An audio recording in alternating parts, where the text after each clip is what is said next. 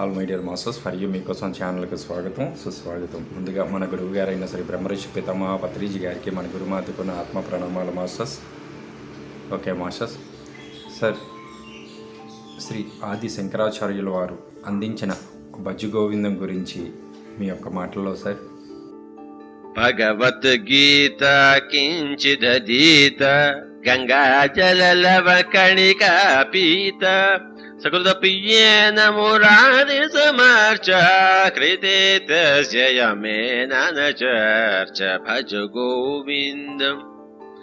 భగవద్గీత కించిదీత, కొంచెమైనా భగవద్గీత చదివి తీరాలి. భగవద్గీత అంటే కృష్ణుడు అనే గురువు అర్జునుడు అనే శిష్యుడికి చెప్పింది. ఎక్కడ ఏ గురువు ఏ శిష్యుడికి ఏది చెప్పినా అదంతా గీతాబోధే.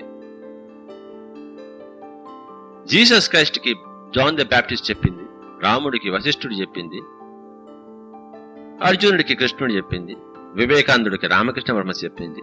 ఎక్కడైనా ఒకటి. క్యార్లోస్ క్యాస్టనర్కి డాన్ జోన్ చెప్పింది,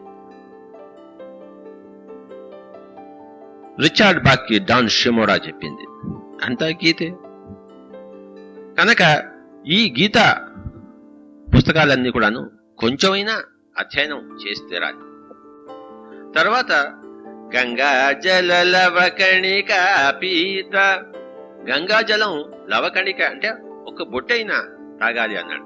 మనం ఈ ధ్యానంలో ఖేచరి ముద్ర జరిగినప్పుడు, అంటే నాలుక పైకి వచ్చినప్పుడు, అది పైనుంచి ధ్యానంలో ధ్యాన స్థితిలో ఉన్నప్పుడు, డీప్ మెడిటేషన్ లో ఉన్నప్పుడు కాస్మిక్ ఎనర్జీ లిక్విఫై అయి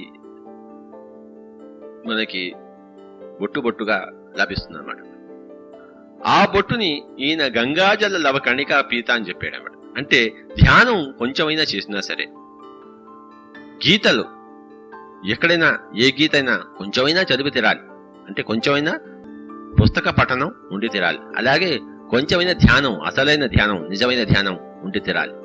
దాన్నే ఆయన గంగాజల లవ కణికా పీత అని చెప్పారు. Okay sir, thank you sir.